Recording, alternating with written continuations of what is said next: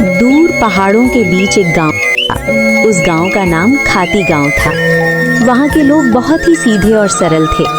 गांव के लोगों का जीवन खेती पर निर्भर था। उसी गांव में मोहन नाम का एक गरीब किसान रहता था। मोहन के परिवार में उसकी बूढ़ी माँ सरस्वती देवी, उसकी पत्नी विमला और उसका 5 साल का बेटा दीपक था। मोहन के पास थोड़ी सी जमीन थी जिसमें वो खेती करके अपने परिवार का पालन पोषण करता था। उगता हुआ सूरज दुनिया के लिए रोशनी लाता है, पर मोहन के लिए ये सिर्फ एक और दिन की जद्दोजहद लेकर आता है। फूस की छत से छनकर आती रोशनी सीधे उसकी बीमार माँ के चेहरे पर पड़ती है। मोहन, आज दीपक को क्या कहूँगी? कल रात उसे बहलाकर सुला दिया था कि सुबह उठते ही गर्मा गर्म खाना मिलेगा। अब वो जागने वाला है, चूल्हा ठंडा पड़ा है और मेरी ममता लहूलुहान हो रही है। क्या हम इतने बदनसीब हैं कि अपने बच्चे को एक वक्त की रोटी भी नहीं दे सकते? भरी आंखों से। बिमला, तुम्हारी ये खामोश सिसकियां मेरे कलेजे को चीर देती हैं। मैं किसान हूँ, धरती का सीना चीरकर अनाज पैदा करना मेरा काम है, पर आज किस्मत ने मेरा ही सीना चाक कर दिया है। जमींदार के चक्कर काट काट कर पैर के जूते घिस गए, पर वो उधार देने को तैयार नहीं। पर हार नहीं मानूंगा, आज फिर जाऊंगा। शायद खुदा को मेरी मेहनत पर नहीं तो इस मासूम दीपक की भूख पर तरस आ जाए। सरस्वती देवी अंदर से खांसते हुए, बेटा मोहन, पास आ। देख, मेरा अंत समय करीब है, पर मुझे अपनी मौत का डर नहीं है। मुझे डर है कि कहीं मेरी गरीबी तेरे जमीर को न खा जाए।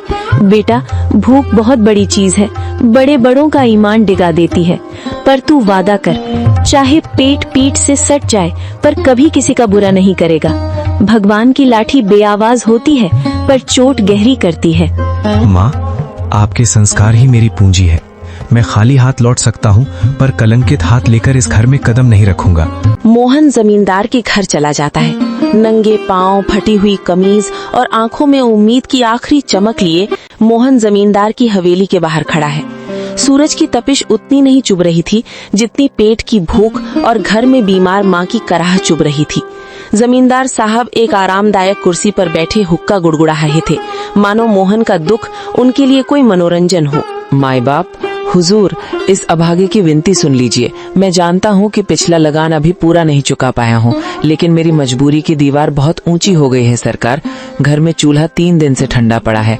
मेरा 5 साल का बेटा दीपक, जो अब तक खेलता कूदता था, आज भूख हमारे निढाल होकर जमीन पर पड़ा है। वो मुझसे रोटी नहीं मांगता सरकार, बस अपनी पथराई आंखों से मुझे देखता है और उसकी वो खामोश नजरें मेरे कलेजे को छलनी कर देती हैं।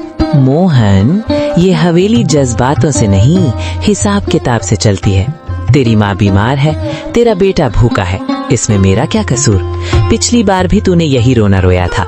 ये धरती प्यासी है तो मैं क्या करूं? मुझे अपनी तिजोरी भरनी है, तेरी गरीबी का बोझ नहीं उठाना। हुजूर, आप तो गांव के अन्नदाता हैं। अगर आप ही हाथ खींच लेंगे तो हम जैसे छोटे किसान कहाँ जाएंगे? मुझे बस थोड़े से आलू और मटर के बीज उधार दे दीजिए। मैं दिन को दिन नहीं समझूंगा, रात को रात नहीं देखूंगा। मैं अपने खून पसीने से उस बंजर जमीन को सींच दूंगा। मैं वादा करता हूँ सरकार, फसल कटते ही सबसे पहले आपका कर्ज चुकाऊंगा। मेरी माँ घुट घुट कर मर रही है, उसे दवा चाहिए।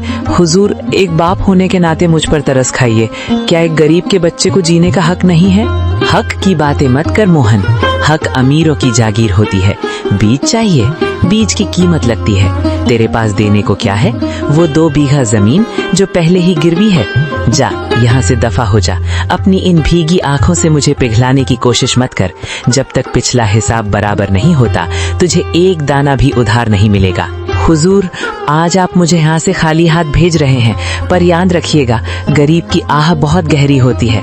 मैं अपनी मेहनत बेचने आया था, अपनी खुददारी नहीं। अगर खुदा ने चाहा तो मेरी मिट्टी भी सोना उगलेगी। आज आप मेरी गरीबी का मजाक उड़ा रहे हैं, पर वक्त का पहिया घूमेगा हुजूर, वक्त का पहिया जरूर घूमेगा।